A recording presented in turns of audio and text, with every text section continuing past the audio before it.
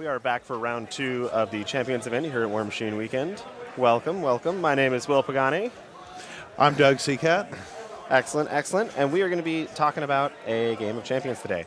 We are going into a Grimkin versus Trollbloods matchup. Yeah. We've got Calandra against the Dreamer. Yeah, it's a pretty exciting matchup. It's a strange matchup. It's hard for me to imagine why this is happening. Sure. Sure. I imagine Grimkin aren't too interested in Trollblood souls. Free souls, so. Bonus souls. Souls are souls. Yeah. The bonus souls. Excellent. Excellent. Nobody's immune to the Wicked Harvest. So. I remember having a discussion in the office with you once about Scorn souls Sure. and the Wicked Harvest, and it was sort of like, if why it's not? a soul, you can take it, turn it into a little gremlin or whatever. Guy. Yeah, sure. Just runs around. Excellent, excellent. Well, we have Jaden playing Grimkin today, and we have Matt playing Calandra as Trollbloods. That's right. So here we go. They're already kicked off. They're already deploying, so let's get right into it. Sure. If we could get a top-down view, please. Good gentlemen. We could start talking about some stuff. There we are. Yes. Brilliant. So Matt here on our right-hand side of the table, Jaden on the left. We shuffled around our terrain a tiny bit here when we reset our scenario. We will be playing the scenario called... Yeah, what are we scenarioing in here? If you know me, I'm terrible at scenario names. So this is Breakdown.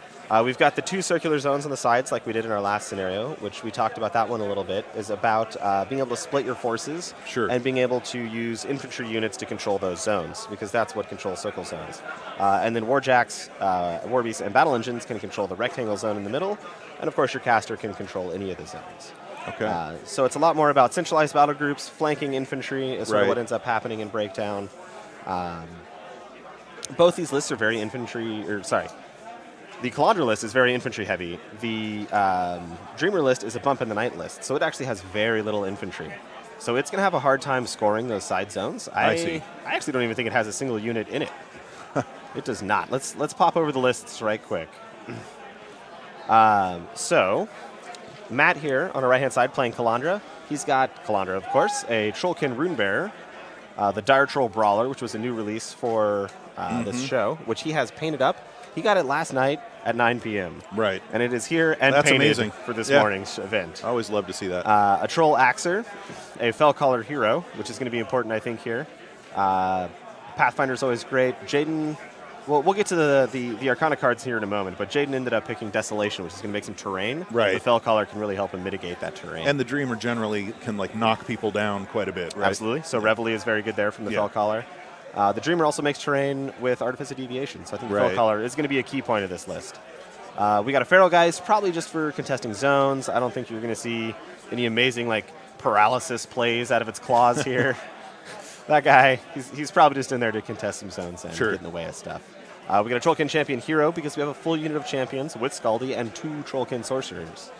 So with the CID rules that recently went live, Trollkin Champions picked up Sanguine Bond, which allows them, whenever they take damage, to spread that damage amongst their unit. Yeah. Yes, so those sorcerers can take some of that damage. Nice. Kind of adding additional hit points to the normal champion unit. So that becomes a real durable unit overall. Real durable unit. Yeah. And of course, there's a Krillstone here as well. We've got a Stone Scribe Elder. Not the Northkin Elder. We didn't do too much painting last night for Matt here. We got a Sons of Brag, and we've got a full unit of Finblades. So I think we're going to see some pretty aggressive running going on, which we're already seeing here on the table. You were saying both of these lists tend to play aggressive, right? I think both these lists are going to be pretty aggressive here, yeah. Yeah, Dreamer has the option to sit back and kind of play a control-style game, but I think this Trollkin list is going to apply so much pressure that that's not really going to be an option. And then to touch on Jaden's Dreamer list, we've got a Dreamer, her Phantasms, we've got 2 Skin and Moans, 2 Cage Ragers, a Frightmare, a Rattler, and 3 Kravitz. The 3 Kravitz are a real beast-heavy list from the Dark Menagerie theme force. And the Trollblood unit, or the Trollkin theme force here is Band of Heroes. Okay. So that's the champions, the Finblades, the warders, all that kind of stuff. And the main benefit from that one that's going to be relevant in this game is they have the chance to remove from play whatever they kill in close combat. Okay. So that's good against Grimkin, because then they can't get the corpses from that kind of stuff. They have to get them from your models. It becomes a lot harder for them to generate corpses for the Death Knell and stuff. Right. So we have a Death Knell. Jaden is also playing with Eilish Garrity, Lady Cariana Rose, and then 4 Gremlin Swarms, a couple of which were free for the theme force. So those are our lists. We've got a huge amount of hitting power out of this Dreamer list. Of course, we've got 2 Skin and Moans and 2 Cage Ragers. Both of them output a lot of damage. And then we've got a Frightmare. That guy corrodes stuff, so maybe we're going to see some of the Krill Stone preventing continuous effects from that.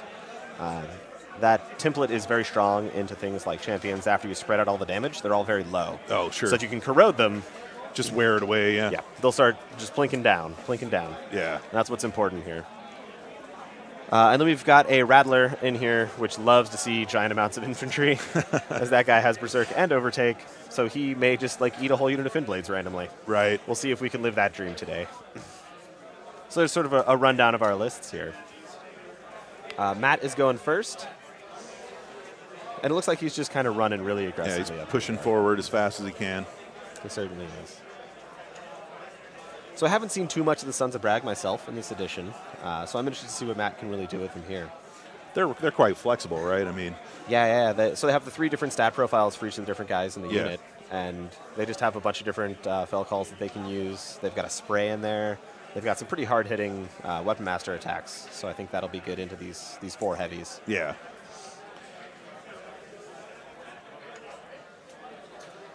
So last game, we also talked a lot about the terrain and how that was relevant. So if we could switch to an overhead view here, we can see that this choke point is still here, which was in the last game that we played. Right. And Convergence had no Pathfinder. Unlike this Troll list, which has a bunch of Pathfinder, right? Like, he can give Pathfinder to his units with the Fell Caller. That's great. I believe the champions just have Relentless Charge. Is that true? Did that one go through? No, it did not. Or no, Scaldy gives it to him. Am I right? Scaldy gives him a Relentless Charge. Yes, Relentless Charge. There we go, yes. So we've got Relentless Charge on the champions, and then, of course, we've got the Fell Caller to give the Fin Blades Pathfinder as well to get around this water. And this water created a great choke point last game. It's not going to be relevant in this game in that way. We do, of course, still have this building right here. Right. This is going to stop the Brawler from being able to go over here easily, especially once this Artifice is down. So I think we're going to see a lot less of an impact on the terrain for Matt than we did for, oh man, I'm blanking on his name, our Convergence player from last round. Sure. Corey, yes. So I'm interested to see what happens here. So do you expect that this scenario is going to be playing pretty heavily into this one? Or Well, I think our Trollblood player here is much more interested in this. Man, I'm going to keep clicking the wrong buttons here. This is terrible. I think our Trollblood player Matt here is much more interested in the scenario than Jaden. Right, he's going to be pushing for the points. Yeah. So this really aggressive run on turn 1 is, I think, going to continue in turn 2. Sure. I think we're going to see some trolls probably about here on turn 2 and about here on turn 2. And Jaden really only has 4 relevant models in terms of, like, killing stuff. Right. I guess 5. The Rattler's definitely going to count here. That are really going to do a lot of heavy lifting, right? So you're going to have Skin and Moans, you're going to have the Rattlers, and you're going to have the Cage Ragers. And that, to me, is really going to be the meat of his list. So he's got to really allocate those 4 models very well and get a lot of value out of them on a turn-to-turn basis. Like, he can't ever just be like, my Skin and Moans is going to walk up and kill a Fin Blade. Like, that's just not enough. He'll lose the game before that is ever enough. So I'm interested to see exactly how Jaden deals with this much infantry. And I think he can. I think Grimkin is very well equipped to deal with all sorts of things. But it's already going to be a difficult match, essentially. Well, and the Dreamer's one of those casters that's got a lot of tricks up her sleeves, right? I mean, she's one of those casters that it seems like it would take a while to master. Those are the kind of casters that I liked, but I always felt intimidated by, just with all the little tricks she could pull between her abilities and her spells. I mean, she does have some very relevant spells here. We've seen an Artifice of Deviation placed up there by our Wizard Tower. We kind of talked about how Pathfinder was going to be relevant here and how it wasn't. So let's see if we can find our Fell Caller. Where do we see that guy? I think he is right in front of the stone, about right here. I see. That's him right there, I believe. So that guy's very centrally located. That's going to let him spread his Pathfinder anywhere he wants to go. Yep, that is him right there in front of it. So he's easily going to be able to go over there and call on the Fin Blades. If they don't feel like using their mini feat to be Pathfinder, they can just get it through him. Champions, same idea. He's probably going to hang out with the champions because that water's in the way. And then the Fin Blades can use no quarter if they want. So we've already seen Artifice Deviation. I think Enfeeble is going to be pretty big here as well. Right. You can get some pretty impressive armor on Grimkin models. So the Cage Rager's a base armor 19. You can get +2 for your Death Knell. If you Enfeeble up that unit of champions, that's effectively armor 23, which is substantial. Certainly substantial. There are a lot of Krabbits running around at the moment. There's not too many ranged attacks for those guys to shield guard here, so I imagine they're just going to be really annoying and get in the way of everything. Right. As a Krabbit should, right? As a Krabbit should. If that little guy isn't being weird and getting in stuff, what is he doing? What is he doing with his life? We've also, of course, got Manifest Destiny. That'll help out with the high defense champions, especially under Starcrossed. Kalandra has Starcrossed, so what that is it's a control range area spell, and whenever Jaden, the Grimkin player, will make an attack while in her control area, he will roll an additional die and drop the highest result. Right, that's a real powerful spell. And then the Dreamer has the opposite of that. Whenever Jaden will roll a die, he will roll another additional die and drop the lowest. Yeah, that's going to get crazy. The basic roll for Jaden is going to be 4 dice. Drop the highest and the lowest. Drop highest and lowest. Take what's in the middle. So the dice math is going to add a little bit of time onto our players' calculations here, I think, because it's highly variable. Right. As this goes through. All right, let's get into the meat of this game here. This should be the first turn where stuff really starts happening. We had some positioning going into turn 1. We got a Rattler up there behind the forest. I like that it's across the Fin Blades and not the champions. I like that the Frightmare is across the champions and not the Fin Blades, kind of what we talked about. Right. The stone also positioned to the north side of the board, the top half, from our point of view here, and that is good for the Frightmare. It can't remove continuous effects if it's not there.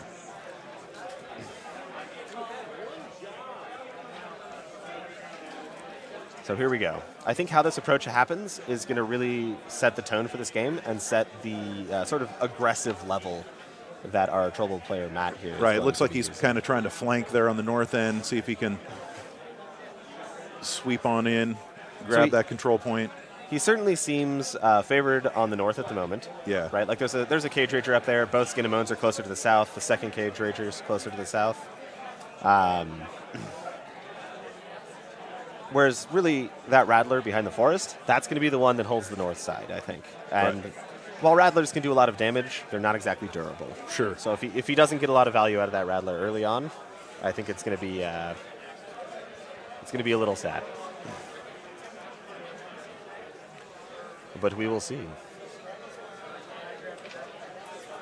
So it looks like we've got a wall template there marking out some threat ranges. So the Dreamer, being very tricky, as you mentioned, Doug, does have a spell called Abyssal Gate. And that wall template showing right in front of the Brawler there, by the way, Brawler, amazing model. I am so happy with how that model came out. It's got the double reach attacks. So awesome. Yeah. So awesome. But Abyssal Gate is, if it damages an enemy model, you can place it within 3 inches of its current location. So it's only POW 12, so that's not super great, but with boosting, you can get into those higher all the movement shenanigans. Guys. Correct. So he placed that wall template just at the maximum threat range of that Skin and Moans. Right. But I don't know if he counted in Abyssal Gate. if he walks up with a Dreamer or even one of these Cage Ragers that has a corpse on it, so it's a channeler, right. He can Abyssal Gate that Brawler forward and then kill it. And that could be a very decisive play this early in the game. And is it correct that like if the Dreamer takes out a medium base model, that can become a Phantasm that can also be channeled through, right? Correct, yes. She can make the Phantasm of an equal size or smaller. Right. So if she kills basically anything in this army, she can make a channeler. Yeah. I'm not even sure there are any small base models in this army. I'm not seeing any. Oh, he's looking for a befuddle here. They're checking a Runebearer befuddle distance at the moment, which is an interesting sentence to say. A Runebearer befuddle. I like it. It just rolls off the tongue. The Dreamer is one of my favorite casters just in terms of the background. Like I like the notion of her sort of like the whole battlefield kind of warping and changing as she's just kind of floating around, dreaming about things. And, Calandra's trying to twist fate on the other side. I imagine this would have, a lot of strange things happening. You have the ground turning into different things. You have maybe this tower starts to come alive. I can just imagine, like, because Calandra to me, I don't know, it's like she's got a harpsichord or something, and she's like playing it, and that's like the strands of fate she's fiddling with, and the Dreamer's like, no, and then her harpsichord like turns into a metal guitar or something. Well, yeah, no, this would definitely be a battle because, you know, Calandra's she's got all these ways to try to predict the future. She's got her tarot cards, you know, she's trying to kind of figure out what's going to happen next, try to affect fate in her favor, but she's facing somebody whose, you know, very thoughts kind of change reality. And I imagine this would be a pretty daunting situation, you know, and I don't think the Trollkin have had to deal with the Grimkin as much as humans have, and so this would definitely be an unusual situation for Calandra. You know, I imagine this could have been just sort of like a happenstance meeting. You know, sure. Calandra's warband was headed somewhere, ran into this freakish, you know, Grimkin horde. I feel like that would be kind of terrifying for Calandra, right? Yeah, absolutely. Because she's like, I've been doing this for years. This is fine. And then the Dreamer walks up and is like, none of this works anymore. She was probably just going to like talk to the Northkin or something, and then all of a sudden, here comes the freaks out of the woodwork. Start throwing Trollkin in little gibbet cages and carrying them around. All right. So I think we've got a Finblade activation here. I think they were talking about charging. Right. But Artifice Deviation has been pointed out as rough terrain. It does look like no quarter is getting used to give them Pathfinder. So they can get across that thing? Yep.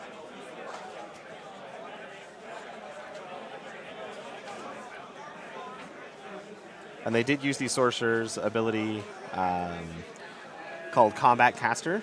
Whenever they make a press forward order, which is running or charging, right, they can cast one of his spells before doing so. So he gets Rituals of Power, giving them magic weapons. What that's going to do is it's going to let him fight these Gremlin Swarms. One of the very important things when fighting against Dark Menagerie is dealing with Gremlin Swarms. Right. They can be very annoying. They have the annoyance rule, so they can give you -1 on all your attack rolls, which is very sad for a lot of people. But they can also just be very annoying in other ways, like sort of like what's happening right now with this little guy right here.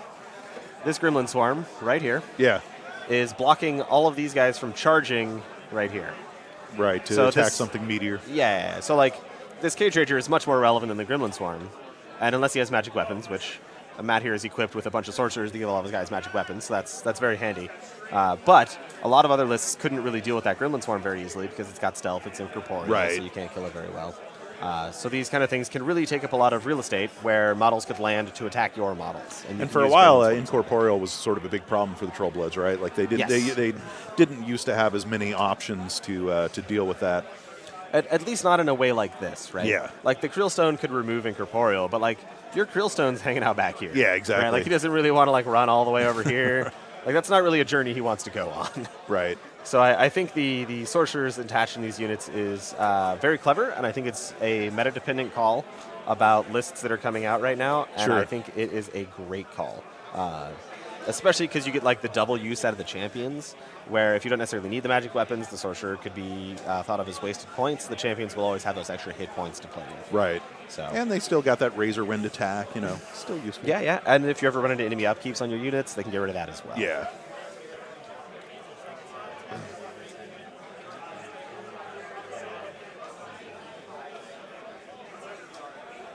So I'm excited to see how much work these Finblades can get done here. Yeah. We did get one on the Rattler. That might have been a run. I'm not sure if that guy actually charged there. This guy right here. I'm not sure how he would have seen him, so I'm pretty sure it was a run. A run. But I think the hope here is... Tie them up a little bit. Yeah, tie him up. Stop him from going this way and Pac-Manning through the unit. Right. Stop him from, like, maybe coming through here. So it's... That Rattler is very scary for Matt, I think. So tying him up, keeping him out of the main battle, I think is important. And as I said earlier, that guy is sort of the key to that north zone for Jaden. Right. So.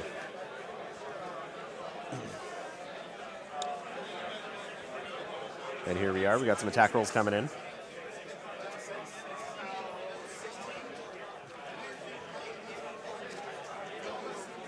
One thing we haven't talked about is some of the synergies of this Trollblood list with Calandra itself. So her feat is whenever you roll dice, If you roll a 1 or a 2, you can re-roll that die. Right.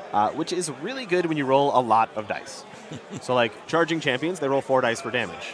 You got a lot more chances to roll 1s and 2s. You got a lot more chances to re-roll those 1s and 2s. So just the more dice you're constantly rolling, the better that feat is. The more boosts you get, that kind of stuff is fantastic. And would that be the kind of feat that you usually see being used earlier than later? Yes, I imagine that the moment he's planning on charging with these champions, that feat will be used immediately before that.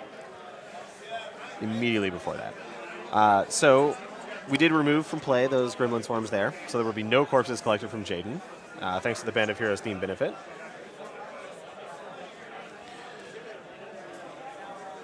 Here we go, we got some more threat range calculations going. This could be an Abyssal Gate blowout. We'll see how that goes. And this is why it's very important to be very aware of what your opponent's army can do. Right. And it's one of the more important things when you're playing competitive Warmachine is not only knowing what your models do, but also knowing what their models do. So what would you do to try to mitigate against Abyssal Gate? Well, I would be 3 inches farther back. I see. It's not exactly easy to mitigate. Right. But there are a couple things you could do. You can just be farther away. That'll always work. You could take some of your little Creelstone guys and put them in front of your model. Right. So he has to kill those first. We talked about how Jaden only really has like 4 or 5 models that kill stuff.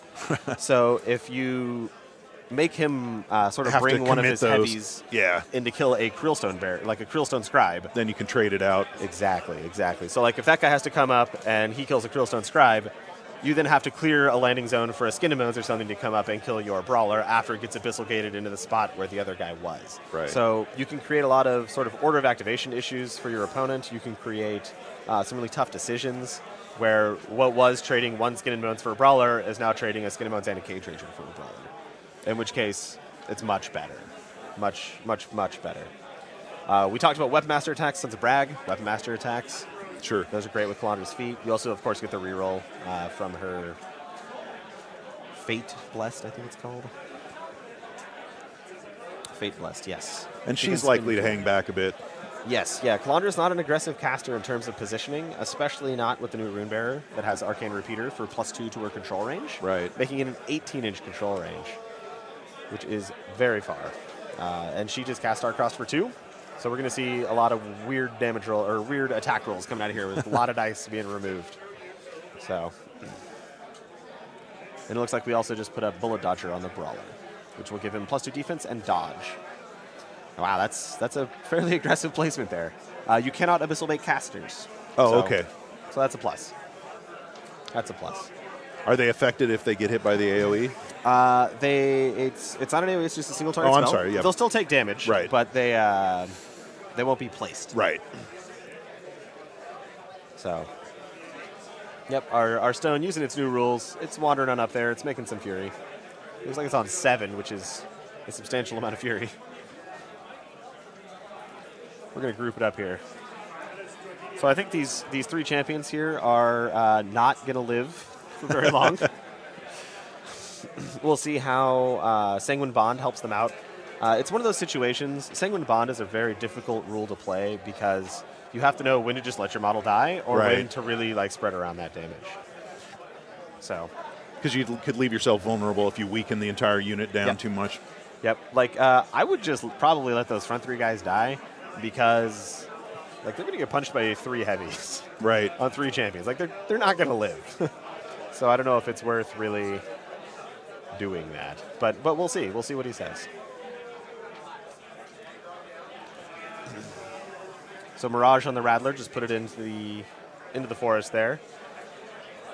Oh, I really want to know if he's going to make it into like the back 5 guys in that unit. And just like give him the Rattler chain. Yeah, absolutely. So. And the Dreamer has chosen to use Wraithwalker to go in Corporeal.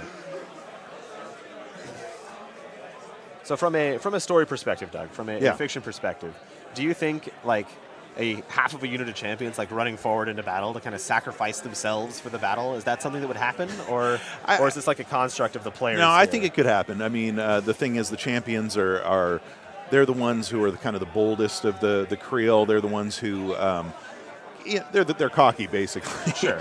You know, they think they can take it.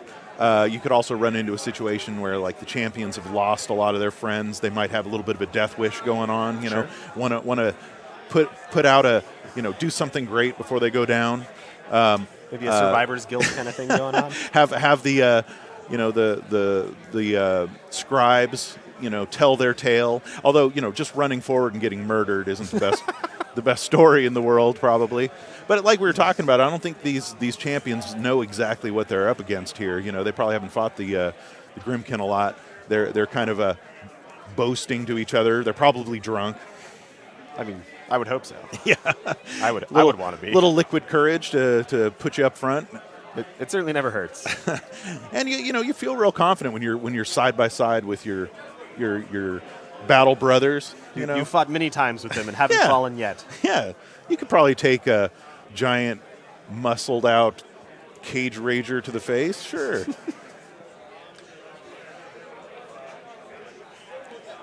Well, I'm excited to see what happens to these poor little guys. I think they're going to do fine. Yeah. You have the utmost confidence. Yeah. I think those guys are all right. I mean, they do have, because of defensive line, they can't be knocked down. And they do have tough. That's true. So they could just hit like 16 tough rolls in a row, which seems unlikely, but it's always possible. Well, I know tough is one of those rules that you can't rely on, but I have seen some remarkable chains of tough from time to time. It does. And it's a very powerful interaction. Yeah. Very powerful interaction. It's looking like our Cage Rager buddy up here north.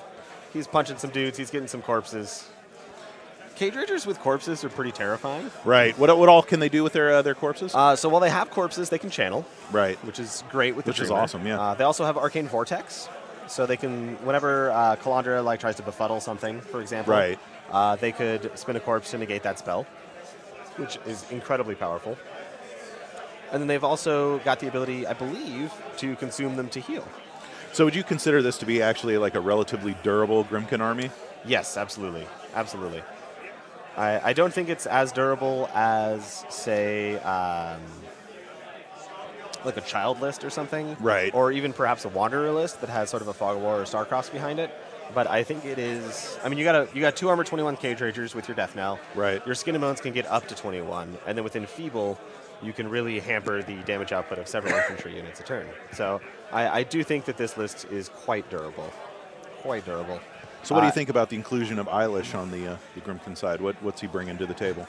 So I think the idea behind Eilish is not so much in this matchup. I think that's a lot more for things like your Tanagra 1s, your Ghost Fleets, right. your offensive upkeep-based stuff, where a Crippling Grasp could really shut down a heavy, or a Curse of Shadows could set up for the next turn for Witch Coven. That's something they do a lot, is they cast Curse of Shadows the turn before they go in on their feet turn, and then you can't really get back to them. Right. So they kind of just get it for free, they upkeep it next turn, and they can apply it to a second target. So I think Eilish is there to stop things like that, because he can remove upkeep spells within 5 inches of him. And then I think he's also there for some Puppet Strings action.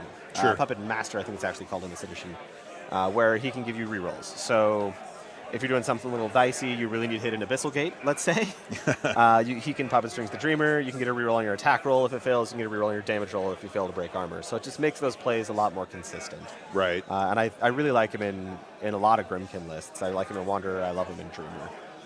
So I think he does a lot. All right, so what's going on here? This Rattler is going for the gold. See some Rattler action. We talked about this a little bit earlier, and I'm excited. Every time a Rattler gets into a unit of infantry, I'm like, all right. Here it comes. Like, put my hands together, and like, I mean, in Magical Christmas Land, because we're in like our angled view right now, right, and the top-down view, which I don't want to go to yet, stream guys.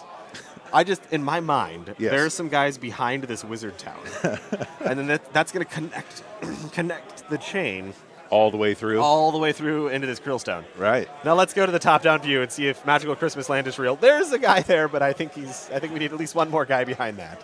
So I don't think this is going to happen. Sadly, it's not going to happen. But a boy can dream. A boy can dream. Because this would have been like, this Rattler could have lived the dream. He could have gone like this, and then like that, right, and then all the way down in here, and then like just scooped kind of around circle here, on through, and then it just would have been the best thing that's ever happened. Yeah, carnage everywhere. But I think we need like We probably need like another guy here and like another guy here. Right. So it's not going to happen. But he still might kill 5 or 6 Fin Blades, which is a fantastic activation for a Rattler.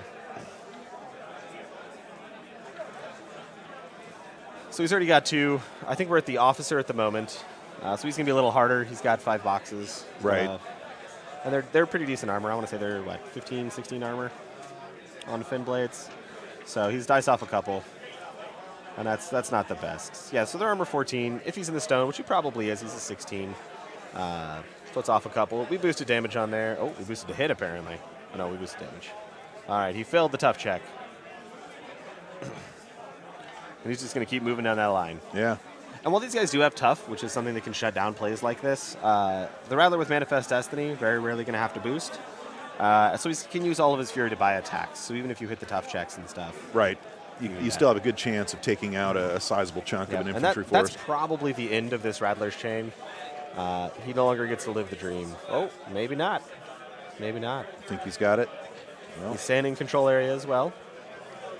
He's going down. This little sorcerer is holding up his little scroll, and he's like, no! Don't hit me. If I can't see you, you don't exist.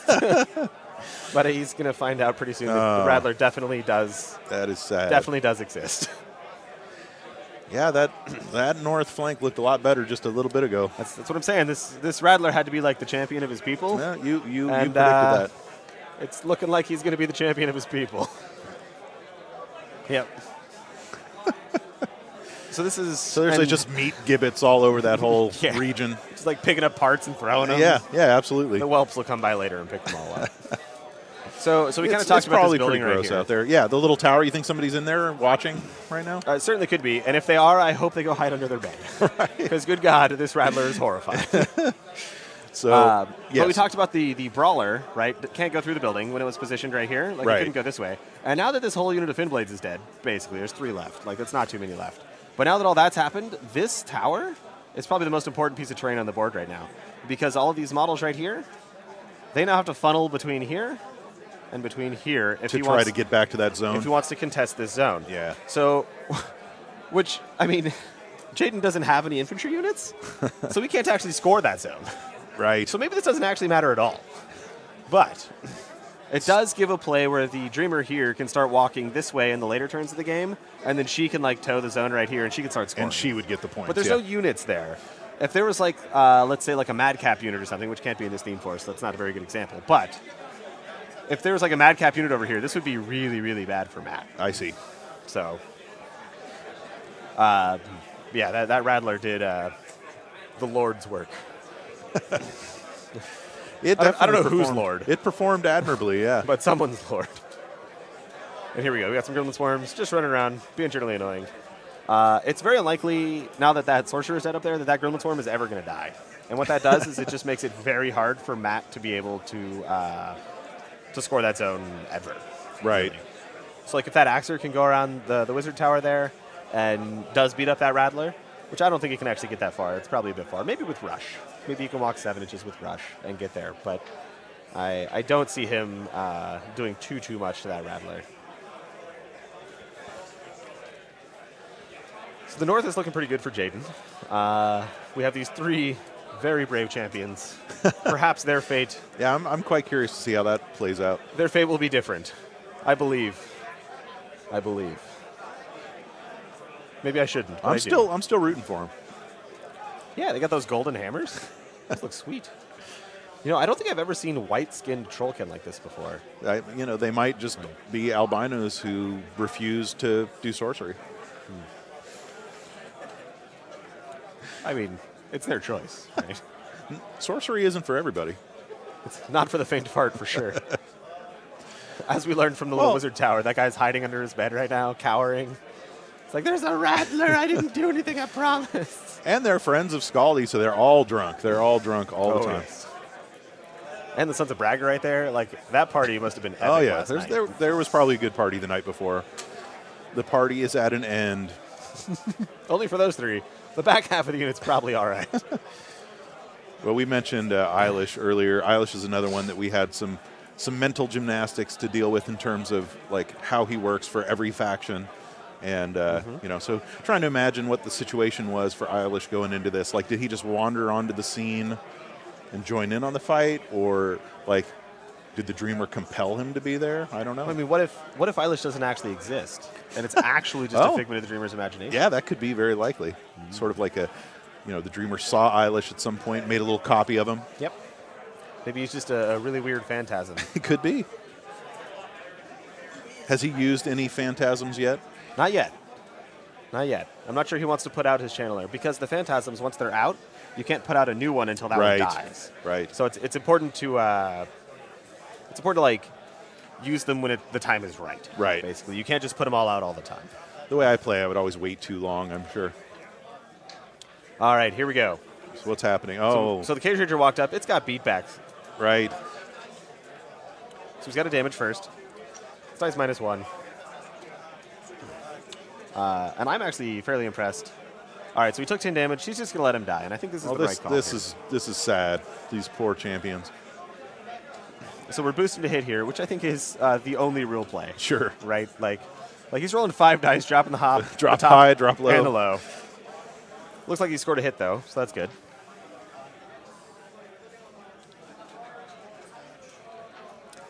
So Jaden is actually probably kind of sad right now because when he's killing these guys, the War Beasts are getting the corpses instead of the Death Knell behind them. That's true. Because it's not an optional ability on those. Right. So he can't make his protection aura bigger. All right, so that guy survived. And we've got, so we rolled his 4 dice. He didn't get his 8. Okay. An 8 on 4 dice, dropped the highest and the lowest. Not the best odds. Well, I'm glad at least one of them survived.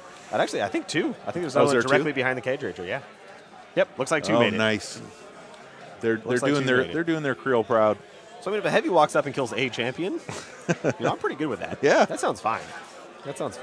Now, the Skin and Moans is Mat 7 versus the Mat 6 of the Cage Ranger. There's more pain coming. He'll have a little bit higher chance here. So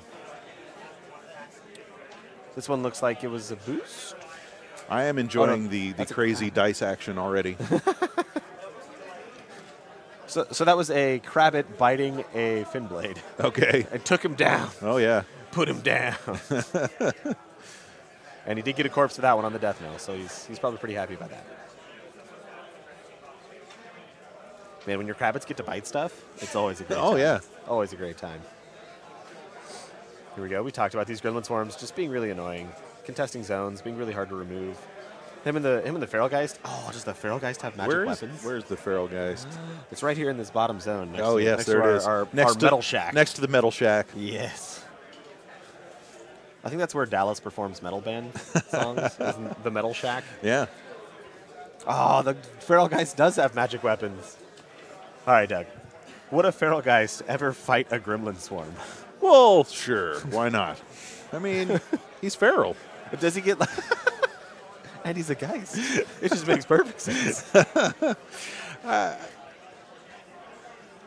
Feral Geists are weird. You know, they're sort of like they're one of our few naturally arising spirits. You know, they don't come from something that died to make a Feral Geist. Like they just sort of emerge out of the wilds and then are kind of attracted to death and corpses. And they're very, very strange creatures. But so are gremlins. Sure. You know, the gremlins probably think there's something cool in the Metal Shack. Probably. Nice little steam engine or something to get into. Dallas's guitar equipment. Sure. Excellent.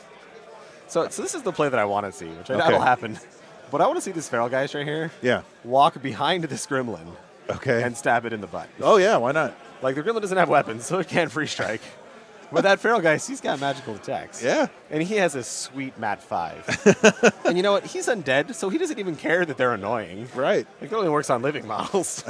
So, like, you probably don't even have to roll that well. You need to roll, like, a 6 to hit. You're pound 9. And then you could paralyze them. You could... You know, I said we weren't going to see any, like, sweet paralysis It plays. could happen. It could happen. But this is the chance. This is the dream right here. This is where it could all happen. It's all about what happens with that Feral Geist and that Gremlin I don't Swarm. care about the rest of the game anymore. Nothing else matters. Tony, can we just get a camera zoomed in on the Feral Geist? Oh, he's doing it. That's the key play. It's all about who owns the Metal Shack. Yes. Really, there are no objectives in this game. It is only the Metal Shack and the 1v1 battle of Gremlin Swarm versus Feral Geist, which the Feral Geist will eventually win because the Gremlin Swarm doesn't have any attacks. Yeah, it's sad. There it is. There we go. There we go. Key players. This is the most important part of the game right here. And by that I mean very sarcastic. Right. This is not the most important It part probably of the is game. not. But it's gonna be good. I like that paint scheme on that Feral Geist too. Like I see a lot of blue Feral Geist, I see a lot of red Feral Geist. I don't see a lot of red ones. No. I see a lot of blue, I see a lot of green, and I see a lot of like white ghostly, kind of like the art. But I don't see too many red ones. Yeah, I did mine sort of traditional style. All right, we could probably go back to the game. There we go. There we Okay, go. All right, what's happening in the middle? All right, so it looks like we upkept Bullet Dodger on our Brawler here. And it looks like we're just getting some activations up top. Right. I want to say we just proxied out the Axer's movement here to see if he could get to the Rattler, which I hope he can. Because next turn, if that Rattler gets into the back of that Krillstone, yeah, it's going to be ugly. Quite, like, man. They'll build like a statue of him in Grimkin Land. So are you favoring anybody yet? How are you feeling about things here? I mean, after that Rattler activation up top, I feel pretty good for the Grimkin here. Okay. Right? Like, that guy killed half of a 20-point unit of infantry. I mean, going into this, I was kind of presuming that the non-infantry list was at a severe disadvantage, but it's looking okay. From a scenario perspective, I think that's definitely true. Yeah. We also talked a lot in the last game about how like jamming units can be effective because we had a lot of NIS Raptors kind of just standing in front of shield wall units. Right.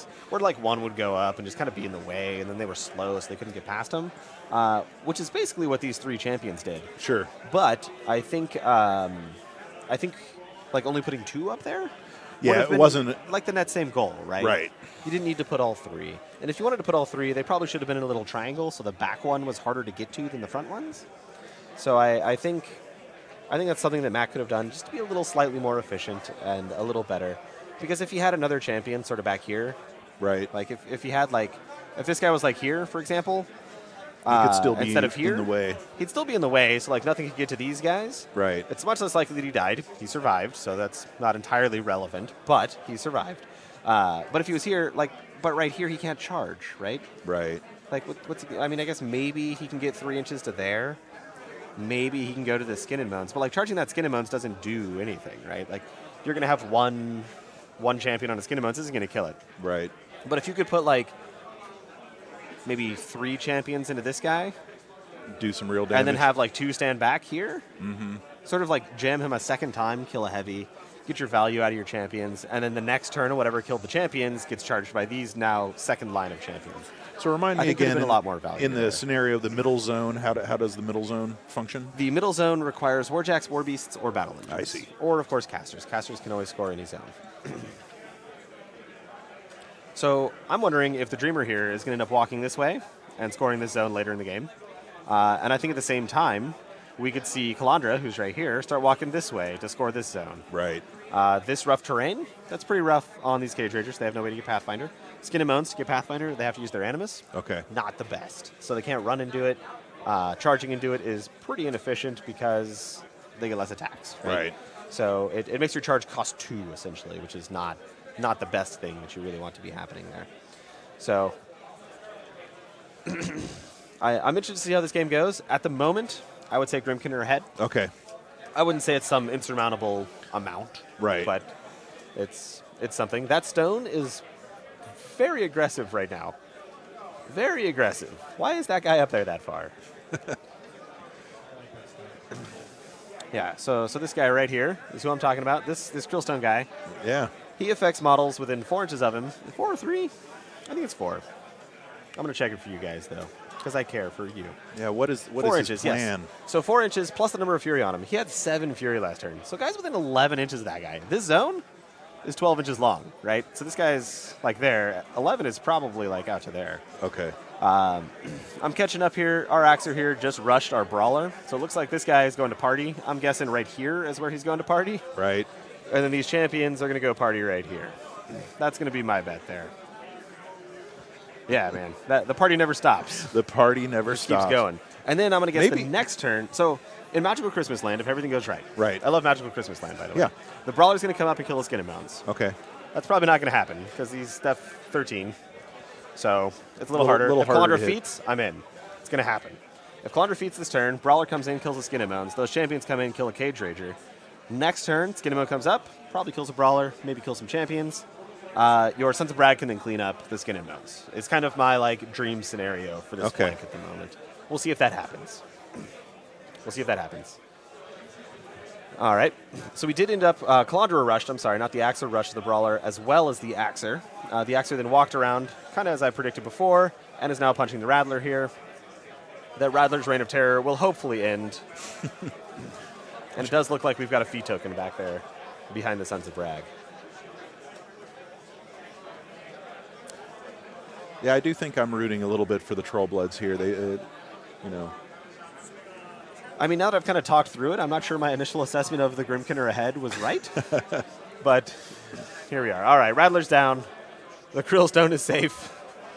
He won't eat a whole other unit of infantry. It would have been fun to watch. You know, more carnage. Nom, nom, nom. If only Schick was here, he could have some ridiculous sounds for us. He'll do the sound effects for you? Yes. I'll try to oblige. Some magical devices that are that's wonderful right. bird sounds. That's right. Wonderful bird sounds. His bear guns. Yes. Duck, they didn't know what they were. That was a contest. Oh, it's a magical device. Correct. Well, the cat's out of the bag. They're bear guns. Now, if anyone can tell me what a bear gun is. The rare bear gun. It's very rare. And they're even like mage lock bear guns. I mean, I think in Khador they're working on that. I mean, the Khadoran Mechanics Assembly is working on bear guns. Now, this is for in-canon questions here, Doug. Yes. Do the bear guns shoot bears? No. Or are they meant to be shot at bears? I think they wanted, you would need more of like a bear cannon to shoot bears. So it's more drawing on bear ferocity, maybe. Oh, or shooting bear claws. Or does this have anything to do with the great bears? Not a lot. No? Absolutely nothing. Absolutely nothing. Not much. Although, you know, maybe there's only 3 of them. They could recruit some new guys, get some pistoliers with some bear guns. Little gun attachment. You guys heard it now. The bear guns are coming. All right, so these champions just look like they're walking up. I think they think the Cage Rager has some booze. Yeah. No, but it doesn't look like we charged here. It just looks like we're wandering about. They're just wandering up. Which I'm a little confused by. I don't know what's going on there. That makes me sad. What is the token on that champion there? I believe that one is Corrosion, which would mean he got shot in the face by a Frightmare. I see. It looks like we've got a... so the Sorcerer just casted a Razorwind at the Frightmare, and then it got Arcane Vortex by the Cage Rager. Oh, so it just got shut down, yeah. Nothing happens. Does that consume a corpse token to do that? It does, yes, it does. And here we go. This champion's going in.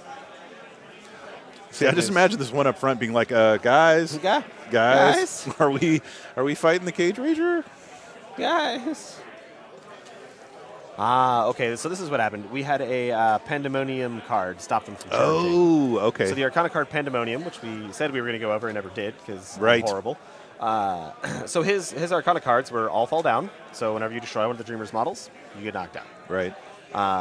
He had Desolation, which creates terrain. We talked about terrain of a various types. Correct. It could be a whole bunch of different things: forests, burning earth, acid pools, hills. All those are options for that, which he gets to choose right when he places it. And then Pandemonium. Pandemonium is whenever you issue an order, you play Pandemonium, and it cancels the orders. You can't do it. So that stops these champions from charging, is what happened there. That's why I was confused. I'm no longer confused. So how would you visualize Pandemonium here? What do you think's happening? I mean, they're super drunk, right? Sure. So like, they're hearing things. Are they seeing things? Are we I feel having like some? It's like a strobe light. Sure, strobe light's good. Like I feel like if you're in a bar and you've had a couple beers and then somebody just like sticks a strobe light in your face, you'd be like, what is even happening? Bright, colorful lights shining down. Yeah. So I'm gonna guess that there's just like a strobe light attached to the front of that.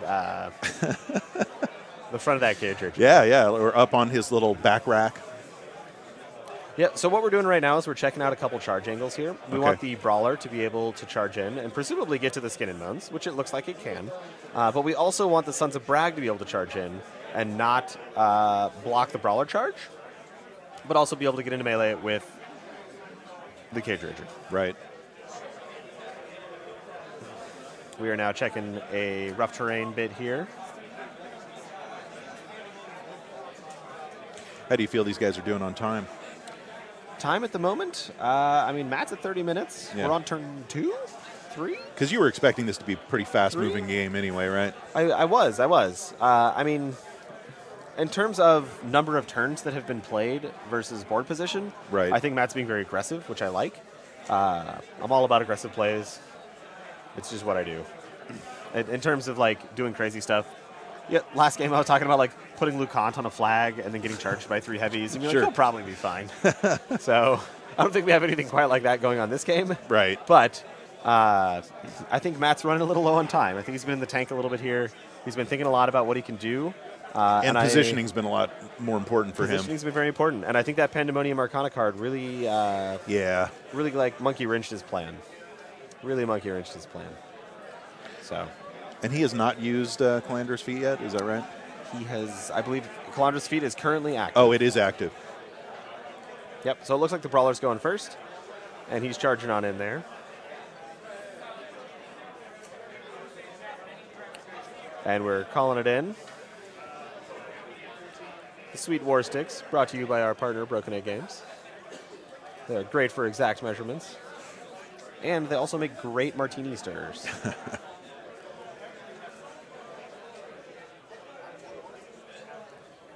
All right, so we scored a hit here. We've got a Calandra Feet going. I feel like it's pretty trivial for this guy to remove the Skin and Moans. Now, the Skin and Moans is sort of resilient, but it has to live through an attack, right? It can, like, regenerate a lot of damage. Well, it can definitely regenerate a lot of damage by spinning corpses, but it's also got to get corpses, right? Right. So we talked about earlier the Band of Heroes upgrade kind of stopped him from getting corpses from his Gremlin Swarms that die, right. from the Krabbits that die, that kind of stuff.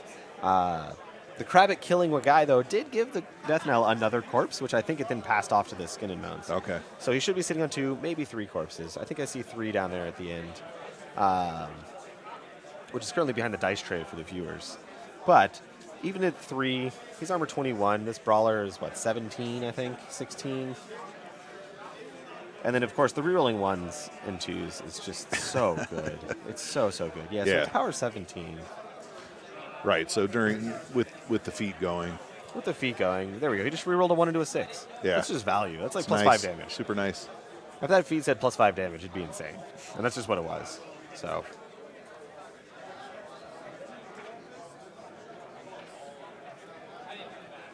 Oh, the Skin and Moans survived with a single hit point. Wow.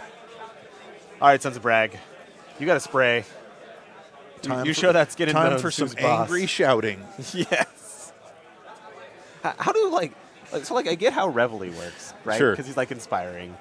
But, how does a fell call make you run through water? Well, you know. I mean, it's magical, right? It's sort of pseudo magic, you know. It's like not a spell, but they make such noise that magic happens. It hasn't been studied a lot, you know. Sure. Pendrake's looked into it. Sure. It still doesn't make a lot of sense how you can just break bones by shouting really loud. Well, I mean, that one makes I think that one's fine. But it's right? the crossing water that bothers you. Yeah. Or running through a tree. Yeah, I don't know exactly how to explain that. I guess maybe it just makes you really strong, right? So you smash through the tree, right? And then for the water, you're like that little lizard that can just you're just moving fast, really yeah. Or you're like your feet are just cupping the water. It's beautiful. It's beautiful. But yelling to break bones, I'm all about that one, right? Maybe the shout makes the water sort of part as you run through. Sure. Okay, I'll buy that. But the shouting for breaking bones, if you've ever been to a really bad electronic dance music concert, I have been. It could happen. I've been to a concert where I could feel the music, it felt like it was changing my heartbeat through the sheer pressure. Yeah. So something like that. I definitely think that music could damage you. That is definitely true. All right, so we got the Sons of Brag moving up. We got this sweet Assault Spray coming up here. Yeah. As one of the very few ranged attacks in this army. Right. So, I believe, Doug. I think we're gonna kill this Skin and Moans on its last damage box by screaming at it. Is he gonna hit any of his own people here? He will probably hit his own Brawler, but I think he's probably fine with that. Yeah.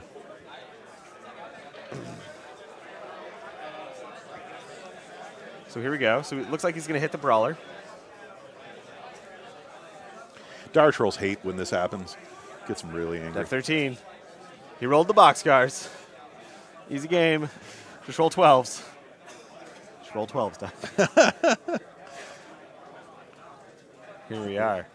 He did 2 points to the other son of Bragg. Oh. We've hit the Skin and Bones. Or are we going to kill it? What does he need to kill here? Well, if it's got 3 corpses, it's armor 21. I think the spray is POW 14. Bounces exactly. He rolled a 7 to do no damage. Oh, he's re-rolling with Calandra. We get to re-roll the 1. Oh, here we go. Do it. Yes. Boom. This is what I'm talking about, baby. So those little Why is Calandra so awesome? Calandra's feet just made it happen. Oh, it's so good. It's so good. I think it's actually a really huge deal. Yeah. Cage Raiders don't have a huge amount of offensive potential, and the one directly at the bottom of the screen at the moment is kind of tied up by champions, right? Right. So I don't think that one's really going to be able to kill that brawler. The other one's on the other side of a wall. He doesn't have Pathfinder. We talked about this, right? Right. So it's going to be pretty difficult for this Cage Raider to get to this brawler because of this wall. This one might be able to get over here and deal with this guy, but my guess is this one here is just going to deal with these champions. Right. The Skin and Bones, he might be able to get there. But then he's going to take all of this to the face. Yeah, there's still a lot waiting back there. There's a lot of high POW Weapon Masters back there. Champions got a strength buff in CID, so they're up to POW 12 base. They're going to go to 13 with the stone. They get 2 attacks each. They're Weapon Masters. That's all just real good. Real good stuff. Oh, hold on. Doug. Yeah. We missed the Feral Geist. I don't know what's going on down there. How did the Feral Geist activate and we missed it? I don't know. That was the only important part. I don't know what happened there. But it looks like the Gremlin is the Gremlin survived. is still around. The Gremlin survived. That will be the fight of that the battle ages. is still going. Yes. If one of these sorcerers kills that Gremlin swarm, I will call foul. I will call foul. There we go. We got it right back there. The Feral Geist was like, I want the hand. But the Gremlins... It's going on. They made it through. That's a nice-looking door. It's a good-looking door. Why isn't the door metal? The rest of the building is metal. Well, it's reinforced, I'm sure. Maybe there's like some metal on the inside. We're going to stick with that one. That might be a still. There might be a brewery in that metal house. Oh, that's where that's why the Grimkin are here. Yeah. They're here to collect the stuff for the Madcaps. I think that's why the Trollbloods are in this area, as they were securing the still. There we go. That's got to be it. The Trollbloods, they're here for the booze. Yes. The Grimkin are here for the Madcaps. It's a fight over booze. Booze and corpses. And it does look like Jaden was a little overloaded on Fury here, so he's got some frenzy checks going. Looks like we're frenzying some Krabbits here. It sounds like Jaden's wanting to frenzy here. Oh no! None of them are frenzying. Oh no, that one failed. Okay, so the Krabbit's gonna pop over and I don't know, hit a brawler, which is irrelevant. So in this situation, why would he want him to frenzy? So if they do frenzy, they can drop all their fury to free up all that extra fury that's lying around. Correct. Whereas next turn, if he doesn't want to take any frenzy checks, this fury is still here. So he has to mitigate that in some way. Oh, the Cage Rager frenzy. That's a huge deal. A huge deal. Because now this guy's only going to make 1 attack. Right. And if that Skin and Bones goes in and doesn't kill the brawler, they can that have Cage a brawler, Rager right? can't follow up. Oh. Which is very, very not good. Very not good for Jaden. So we did manage to apparently hit the champion. He did 7 damage to it. He's going to ship it off to the 2 sorcerers, it looks like. So here he's using the Sanguine Bond. Yep. And I think this is a very smart use of it. In the previous turn, we talked about how it wasn't maybe a great use of it because you could put 2 heavies. But there's certain times you just want to keep something alive, so it's in your way. Well, because you frenzied, there's no more attacks to follow up, right? So that a lot of times in a situation like that, you just let it die, and then they have a bunch of wasted attacks. Right. Whereas now, there's only this 1 attack. You can ship this 1 attack. You'll live. Keep the positioning. Yeah, so apparently the retaliatory strike there just left the Cage Rager on 2 hit points.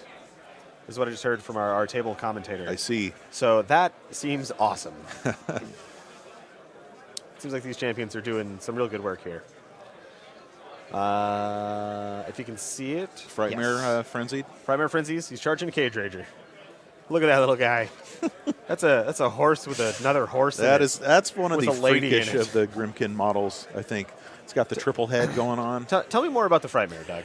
Well, all the war beasts in the Grimkin are from the nightmares of the Defiers. So, sort of they were the things that were tormenting the Defiers after Manoth cursed them to their eternal existence. And so you can imagine this Frightmare, evolving over time from their, whatever scares them. And clearly faces coming out of other faces is something that at least one of them doesn't like. I imagine the child. Yeah, would you say that links it to like the child? I think so. Where it's like little girls love horses a lot of the time. Yeah, your horse comes over, it's like looking happy, and then suddenly its face splits open, and then another face comes out. Throws up another horse face. Yeah, that's not good. I mean, that was weird, but it wasn't that weird. And then like that horse face is like, bleh, that is not a good pony. And then it's like your grandma's face or something. Yeah, your grandma's face like, at the end. Why is it in there? It's like, and you haven't written. Right at the end, make you feel bad. And then you wake up immediately and you're like, I will never touch a horse again. Yeah, exactly. But I'm less familiar with the Frightmare's capabilities. Like what all can it do? So it's got 2 power 10 melee attacks, so nothing great there. A decent mat. I want to say it's mat 5 or 6. So not really a great close combat guy, but it spits acid. Oh, it spits acid. That's nice. And that's usually its primary function. Right. So it can corrode things, which I'm guessing is how the champion got corroded in the first place, right here in the center of our screen. But it also has 2 open fists, so it can throw things, which is pretty valuable. Relatively cheap light war beast? It is. It's not super expensive. It's a little less than 10 points. I think it's 9. For a ranged light. And it's basically the only real boostable ranged attack in the faction. Right. It's not like on a caster, right? Like the Dreamer and the Wanderer both have ranged attacks, but neither one of them do damage. This one does. Yeah, the Dreamer just puts you to sleep. Yep, or can like mind control you and wander you about. Oh, that's right, yeah. You sleepwalk over and attack somebody. So it looks like we just hit an Eilish Unbinding as we're talking here. So Bullet Dodger just popped off of that that guy and did 3 damage to Calandra with it. So that's going to be pretty relevant. That's going to make it much more likely for that Skin and Bones to destroy that Brawler. Right. So how hurt is the Brawler, do we know? I think it's full. Oh, God. Jaden is asking about Calandra's boxes. You're going to have something going down. So whenever you're playing like competitive Warmachine, your opponent's like, hey, how many boxes does your caster have? Always makes you a little nervous. Just like, good God, why would you ask that? What is about to happen does it to matter? Me? Yeah. It just a little like, oh, no. Yeah, I'm not sure Jaden's really in a situation where he could really go for an assassination here. I'm not sure what could really but maybe hurt her a little more somehow. I mean, 3 damage is good, right? Like, a lot of casters become a lot more killable once you take them down a little bit. Just a couple, right? Like, just a couple. It can take a 50-50 assassination, and if you add 3 damage onto it, like a 70%, right? And that can make it much more consistent. But with the complete lack of range attacks, especially after the Frightmare Frenzies, I'm not sure there's really much that can actually get to Calandra. Yeah, it's definitely looking like a tough situation. I mean, I think we've got to be on the attrition play, right? So like Skin and Bone kills a Brawler. I mean, the Cage Rager frenzying was really bad, really bad. Right. And then the north side Cage Rager, like you can go punch a fin blade, but that doesn't. And so having a Skin and Bones there in the backfield, you don't think that's going to give enough oomph? Well, I mean, so this guy can come up here, right, and hit that Brawler. But then it's the counterattack. Yeah, but then these 3 Sons of Brag, or like the 2 Sons of Brag and the other Fell Caller, they're all weapon masters, right? Like they'll get in there. It's a lot of damage. Skin and Bones only got 1 corpse. It's going to be armor 19 with everything, with the 2 for the death knell and the 1 for the corpse. Base armor 16. So does the Dreamer kind of lack for? Is she one of these models that it can't kill much on her own? She's much more of an army facilitator. Correct. I mean, I've never really tried it. But I'm going to bet that she has no melee attacks, and I know that her range attack doesn't do any damage. Asira or something. Asira. Yeah, she has no attacks to deal damage. Right. She does have like Abyssal Gate. Apparently, Jaden also just pulled up a odds app on his phone and calculated he has a 20% chance to kill Calandra. Oh. Which is not very good. Yeah, that's not. I mean, if he feels like that's the only chance he has for the long shot. Sometimes you roll the 14 and the game is easy. Right. All right? Like, sometimes you do that, sometimes you don't. If I was Jaden right now, I'd be looking at this clock right now. Yeah. It's down to 22 minutes. There's still a lot of models left on the table. Right. Jaden's really lost, like, one thing, right? So I think you can play for clock. I think you can try to play play here. a little. I don't think Jaden's out of this game at all, right? I think this game is still very much either person's play. So. All right, what's going on? See, it's funny. Jaden just also audibly said, "Why don't any models in my faction have open fists?" But the Frightmare has open fists. Yeah, Frightmare. But he's frenzied. He's frenzied. Yeah. Poor little guy. Poor little guy. I mean, Doug, would you say that Frightmare has opposable thumbs? Because I'm not sure that it does. It's probably got a claw on it, if so. And it can just no, it's like a sloth thumb, right? It can just like thumb, kind of like wrap around. There could things. be like a little knuckle or something there, a little thumb knuckle. Excellent, and that's how it picks stuff up with its weird little sloth hands. Yes. I just want like a video of sloths throwing things now. I think that would be fantastic. I always liked it with my circle army when I'd get a chance to throw stuff with my Wold Watcher, you know. And The Wold Watcher is excellent at throwing things. Yeah. Like, excellent. All right. As I discussed, that wall is stopping the Cage Rager from getting to the Brawler. Right. He doesn't quite fit over it, is what we just found out there.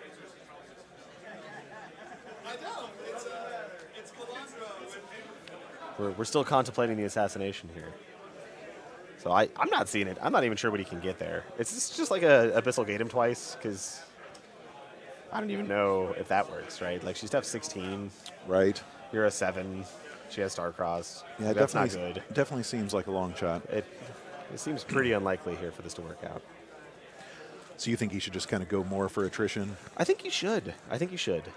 And I mean, I very legitimately think that this game had a lot of problems occur in it. Yeah. Because of the, like, 3 models that Matt killed that he didn't get corpses for, right? Like, he's playing a very greedy Dark Menagerie list where he has no infantry, right?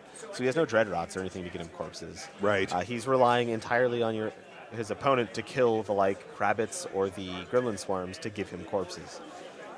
That didn't happen. Right. He killed those models, but they were all he's low on corpses. He's very low on corpses. Despite what the Rattler achieved up on the upper end. Well, so I mean, maybe it wasn't helpful. Maybe he should have run his Death Knell up there first, and then he could have picked up those corpses. But he didn't do that. What is the corpse retrieving range on the Death Knell? I believe it is 8 inches. Okay. But I will check that. It has been a while since I have played Grimkin here.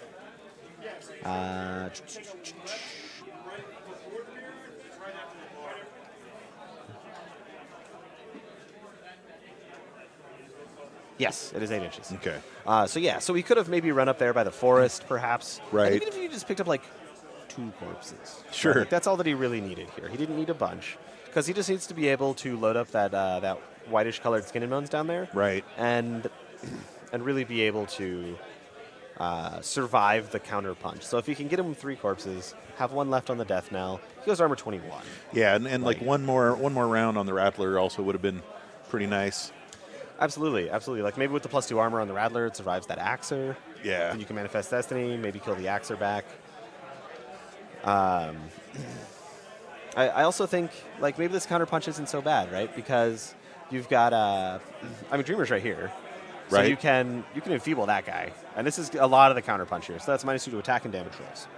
So that's going to be neutralize him a little bit. It's going to make it's to the whole unit, right? So it right. gets both of these get guys. get all the Sons of Brag. Sons. Right. And I mean, I guess there's also a third one right here, but it gets all 3 of the Sons of Brag, right? Yeah. So I think that's a strong option at the moment.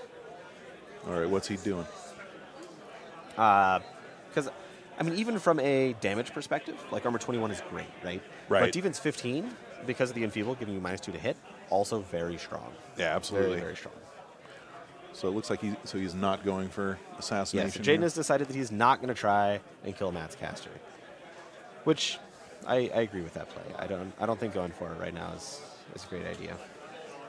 All right. Oh, she's going to Dreamwalker Scaldy. Let's do it.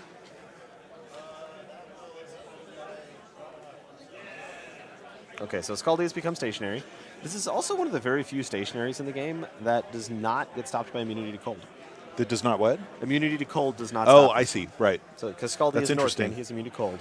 but this is one of the very few stationaries in the game. Because he's just sleeping now. Yep. He just like took a shot and passed out. There should be a bonus on any drunk model for the sleep attack. Yeah, you get like +2 to hit. Yeah, exactly. We've got a Manifest Destiny cast, so I think we're going for attrition. Or we could have like an alcoholic tag, that you could apply to the Northkin alcoholic model. Put it in the subtype. Yeah, subtype. Trollblood alcoholic unit. Yes.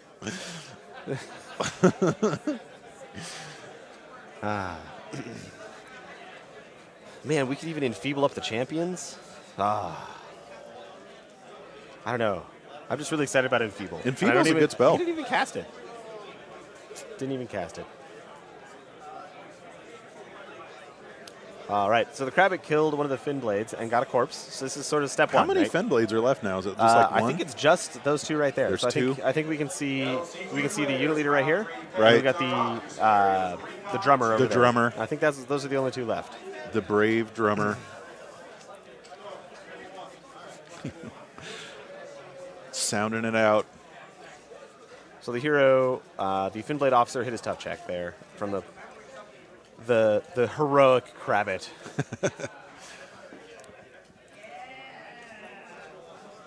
You definitely do not get written up on the Creel Stones for being eaten by a Krabbit.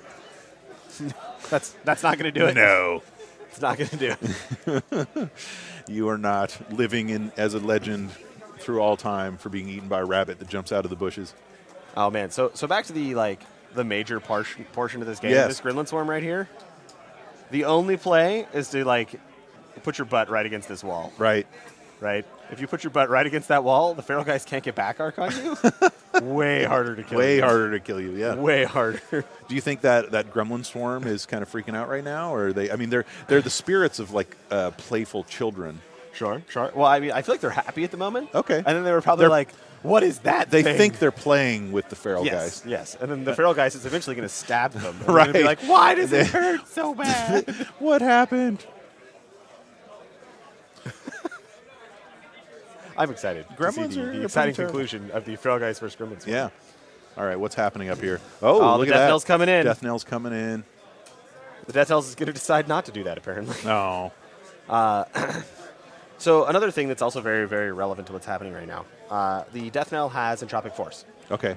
So while within 5 inches of it, you cannot have damage removed from you. So even if the Skin and Bones fails to kill the Brawler, Right. You still can't heal it. So as long as it knocks out some systems, Those will stay down. Spirit, if it knocks out that kind of stuff, Yeah. they'll stay down, which makes it very unlikely, which might actually even be better than killing it, because then it's in the way for your opponent. Yeah, right? absolutely. So if you can take out its mind and spirit, Just kind it of rolls neutralize one it a dice, little bit. it can't hit you, it's only mat 6. It has to boost to hit. Can't do that because its spirit's out.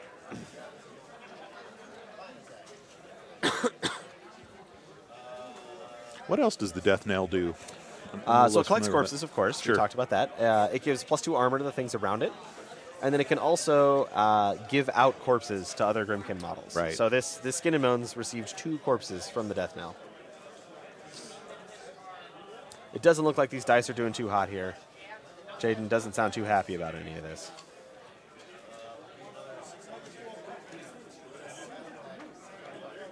I mean, it is an armor 20 troll heavy, right? So it's 18 plus 2 more for the stone. So it's a fairly durable heavy. His mind is out, so that is half of our game plan that we just talked about. Right. If we can knock the spirit out, we get there. We got dice off 1, 10 boxes. We got to roll an 11. We did 6 damage to the 3. So I didn't see an Eyelash activation this turn. No, I guess it knocked off Bullet Dodger. Right. Okay, so that's pretty good. That's pretty good. But that was when we were in the tank. So we did get the Entropic Force there. His mind is out. He does have to boost a hit to even have a chance. He needs 7s after boosting. It's pretty rough. With enough rerolls from Kalandra, maybe you could get there. We got a Cage Rager run here. I think I like this play. A lot of infantry get a lot of value out of charging. So if you just run up to them, they get 1 less damage dice. So that's pretty good. All right, so we backed up to stay in the Death Knell aura, which is going to let all those things charge him. Nice. To all get an additional damage dice. So What I really love about this play right here, the stationary Scaldi, though, is they're base to base. So this guy is not charging anything. Like, if he's going to charge, it's got to be this direction, right? He can't go anywhere this way, or Scaldi's going to be in the way, and they'll hit base to base, fail the charge. Right. So, if anything, this poor little Frightmare is going to eat a champion in the face. Take an attack. It is 3 faces. It is, yeah.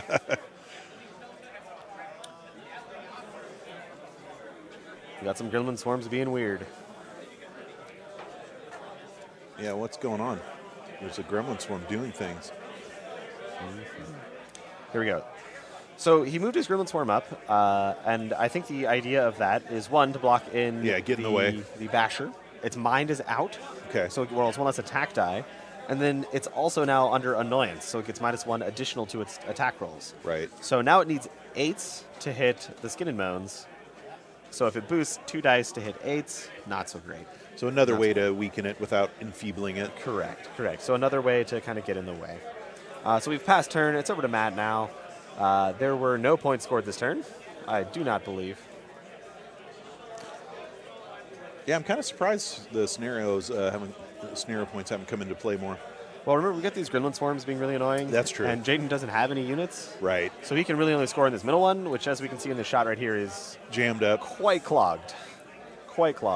With some multi-wound, 5 to 8 hit point, tough models.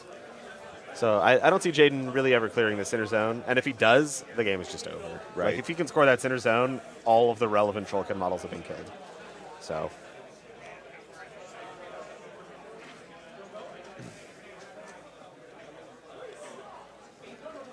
What do you think Matt's best play is in this situation? Well, we've got stationary Scaldi there. We've got a stationary Son of Bragg. And I mean, I'm going to give Jaden the benefit of the doubt here and say that this was all intentional. Where these models are stationary, once again, we said this guy's base to base right here, right? Yeah. So this is sort of the line that champion right there can charge on. Right. So that's a really sad line. That's quite limited. Right? That's very, very sad. And then this guy right here kind of doing the same thing. Because, like, this Son of Bragg, he can charge to here. Maybe this guy can skirt this way and get into range. Maybe this guy's got to go that way. But there's not a lot of frontage left because of all of these stationary models that he can't get out of the way. Right. So the option is to kill them yourself. but then you're, like, killing your own Scaldi. That's not and that good. doesn't seem great. Like, No. you paid a lot of points for that guy. That's not a good You should probably plan. do something. Like, that's really sad. And then, like, killing your Son of Bragg, dude, that's not good either. You don't want to kill your own models, especially not when they're, like, the hard-hitting, high-power weapon master models in your army. Like, if it was like a Krillstone Scribe, it'd be like, yeah, it's fine. Just stab him. It'll be cool. But send him to Dunia. Yep.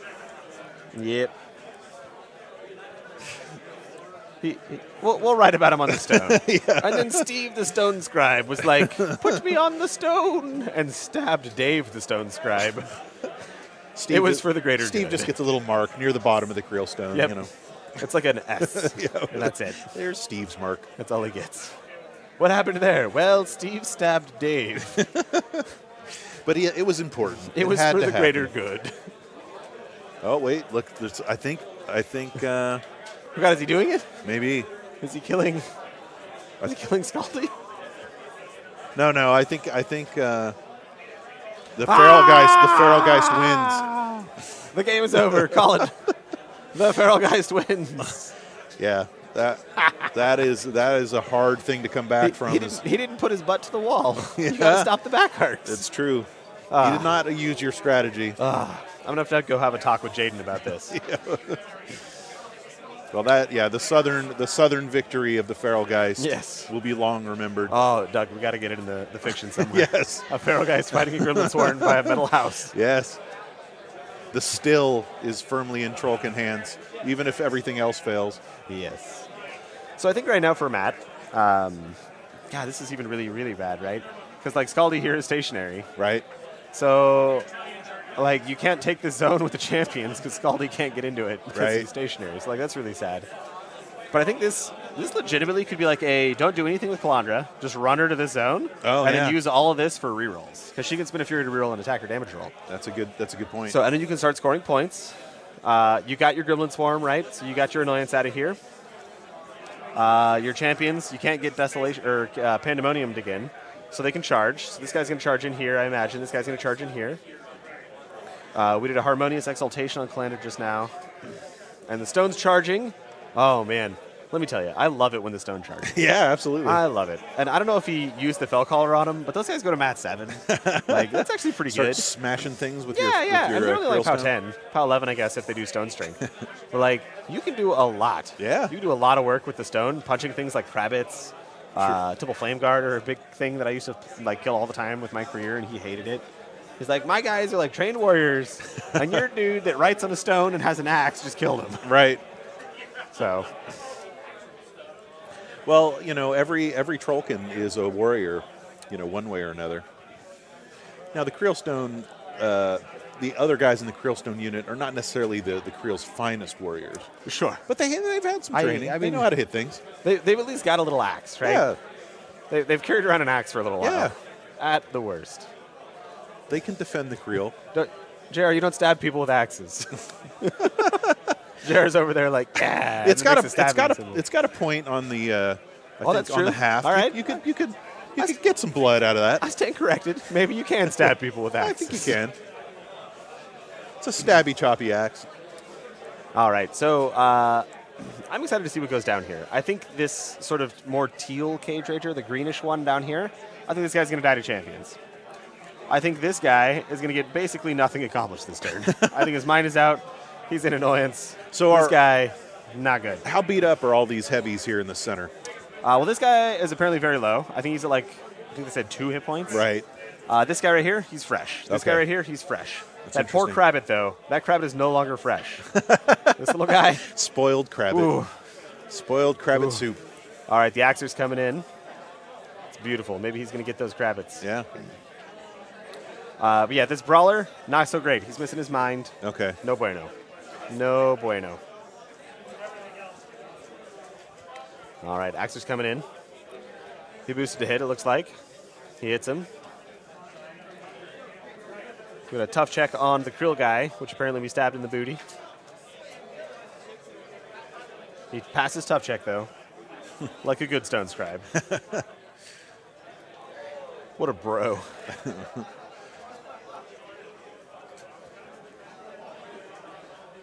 All right.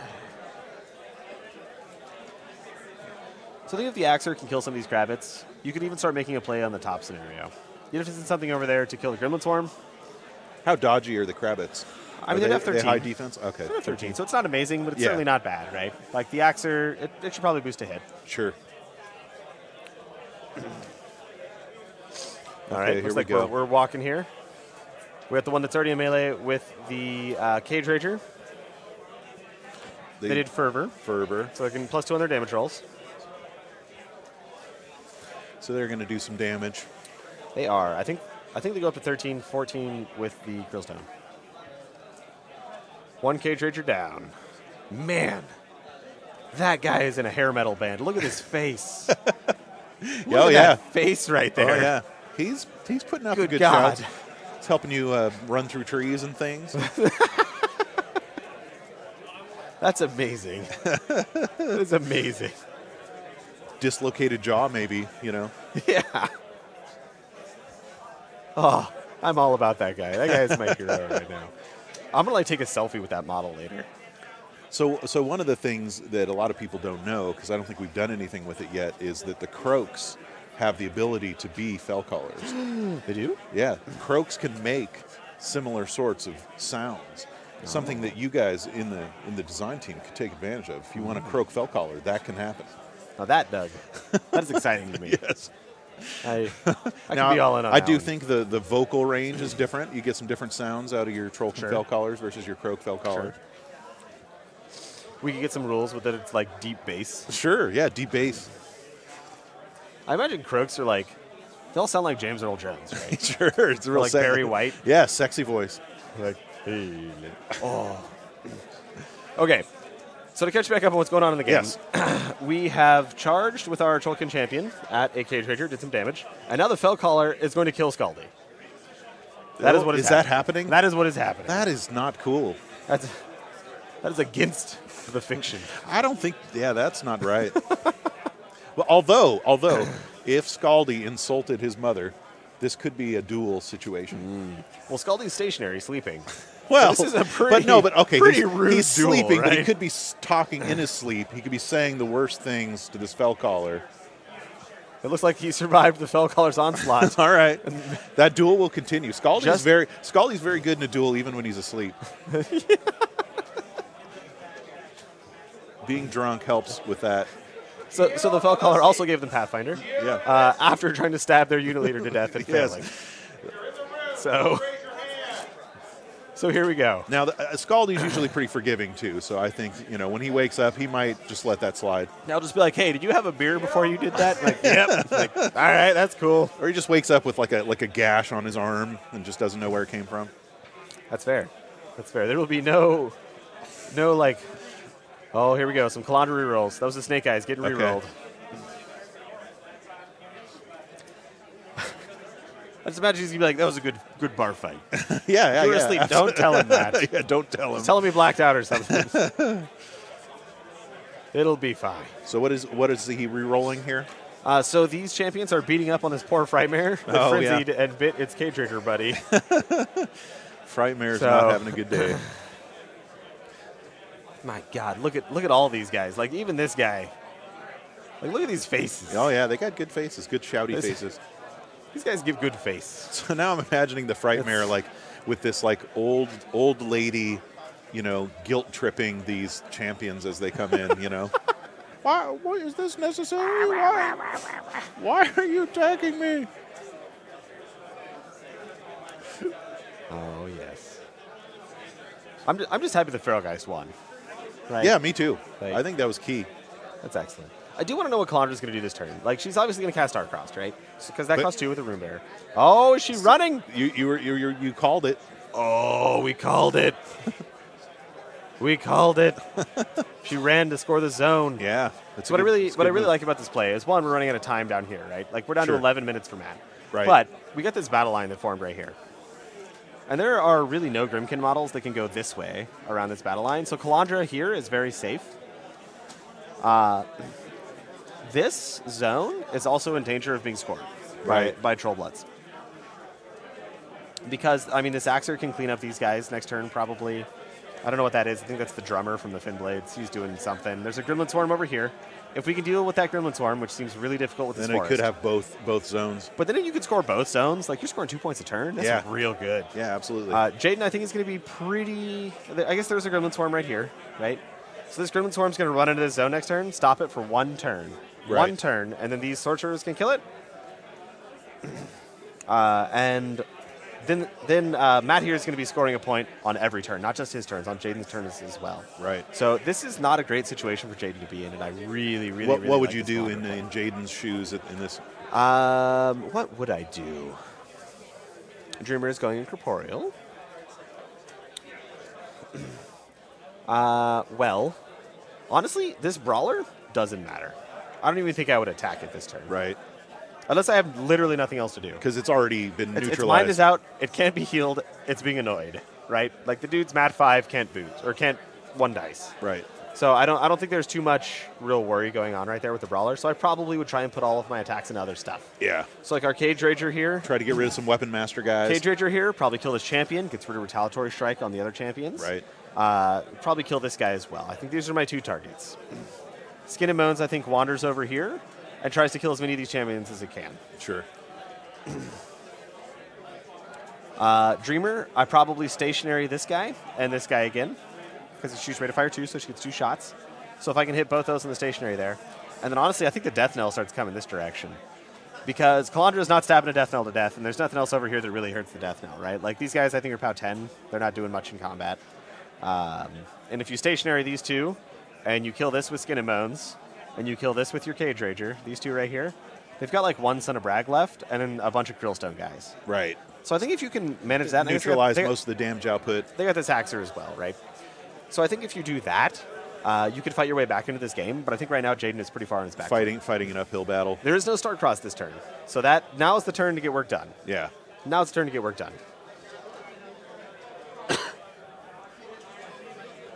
So here we go.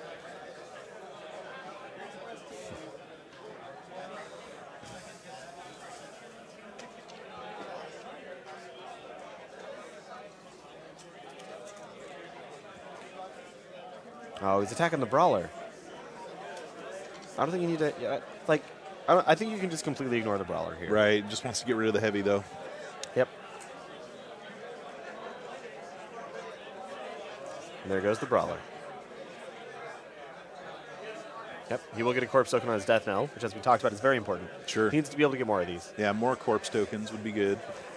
Well, actually, now that his one living Skin and Bones is full, probably not that big a deal. I mean, more nice, but it's not like some huge need. Right.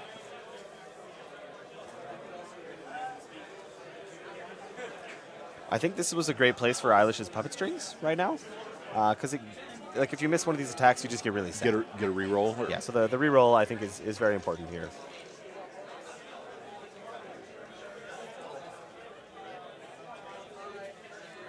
Is he checking on Calandra again? Yep. How are you going to kill Calandra, right?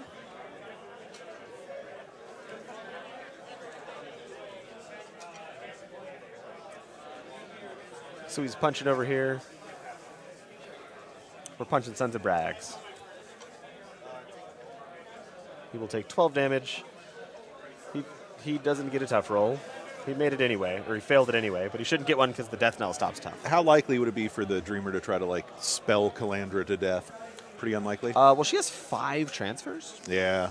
So I think anything that involves spelling her to death, you'd have to do something to kill this What war beast does she... Oh, the Axer, right? Yeah, so the Brawler just died, right? Yeah. I'm not sure there are any other beasts on the board, but like this Axer is still alive and probably at full health. Yeah, it probably hasn't been hurt. If anything, it's been punched by some Krabbits. Right. So like it's got like maybe 1 or 2 damage on it. I'm not seeing too much coming out. Still a good transfer target. Yeah, yeah. It's too much, right? Should get like 2 boosted damage POW 12s, which just isn't enough. Just is not enough.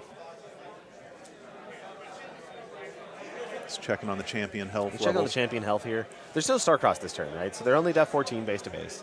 I think you manifest Destiny, that Skin and Bones gets in there. It's going to be really good. We're going to go for Carry On a Rose to enrage the Skin and Bones. In which case, I feel pretty confident that Skin and Bones will kill all 3 of those champions. Krabbit's coming for Mr. Shouts. For Mr. Shouts? Yeah. Oh, yeah. He will do no damage to Mr. Shouts. Now he's like, oh, no. Because Mr. Shouts don't care. You get in there, Mr. Shouts. Yes, here we go. So Carry On is going to come over and enrage the Skin and Bones, which I'm going to guess is going to walk up, kill all 3 of those champions and Mr. Shouts. The reason I say that is because this guy's going to be like POW 21. So he's going to do dice +3 to these champions. They got 5 Who's going to be POW 21? Skin and Bones. The Skin and, yeah. So he's 16 base. He gets +3 for corpses, plus an additional 2 for enrage. Nice. Oh, yeah. Don't measure a Calandra like that. You can't get there. What are you doing? So I don't think we've Manifest Destiny yet, which isn't a huge deal, but it does mean you need 7s to hit. So you're going to miss about half your attacks. Right, you're going to have to boost. Yeah. Well, I mean, I wouldn't necessarily boost. No? I think you're just going to buy a total of 6 attacks. Right. But it means you might miss 1 or 2 of them. Like, pretty recently to miss 1 or 2. Death Knell gets a corpse, but they missed it.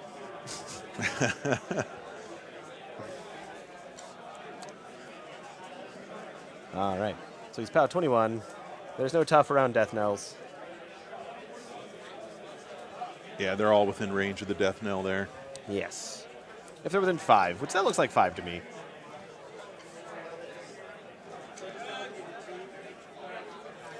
It's a good thing they're failing all the tough rolls that they don't get. Yeah. But that's not the point.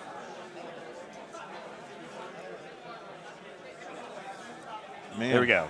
Brutal. As expected. I mean, he probably should have missed at least one of those attacks, right? Right. But he had all 4 of his 7s. Goes back to the game is easy comment. If you just roll all the dice you need, game is easy. We have a freed up Frightmare here, which I imagine is not looking too great. She got punched by, I'm going to assume the Frightmare is a lady, right? I think it's a lady. Yeah, I think so. We're going to count it as a lady. Yes. As far as it goes. I mean. Oh, boy. Oh. There we go. See, yeah, I was wondering. All right. Here we go. Oh, hello. Here comes some Dreamer attacks. I love seeing it get caster on caster. That's my favorite. Yep. I'm trying to Abyssal Gator. All right, so we've hit her with Sleepwalker. She's a living warrior model, so she is stationary. Now she can be hit super easy. Yep. Now you don't have to boost a hit on any of your Abyssal Gates or whatever. So she's taking 6. I don't know where the follow-up is here, right? Like, this is what I don't understand.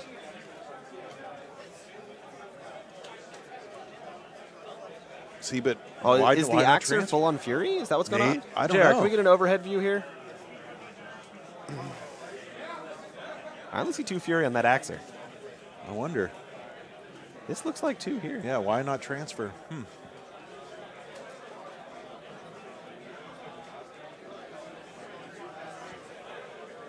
Okay. What's going on? Is it out of control? There's no way. She has an 18-inch control area. Tough check. We missed something. Oh, Doug. man. We missed something. Oh. I don't know what we missed, but we missed it.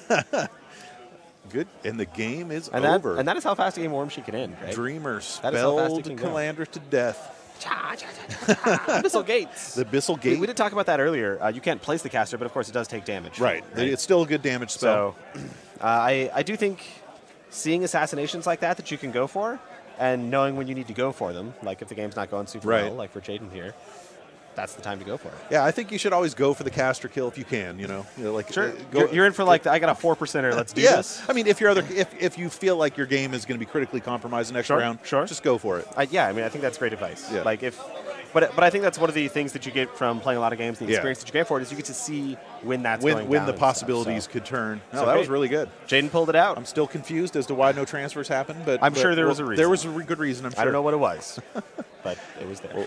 Well, that was a so fun game. I'm Wolfagani again. We'll see you guys all for next round, round 3, and we are at Warmachine Weekend 2017, joined here by Doug Seacat. Oh, he's still Doug.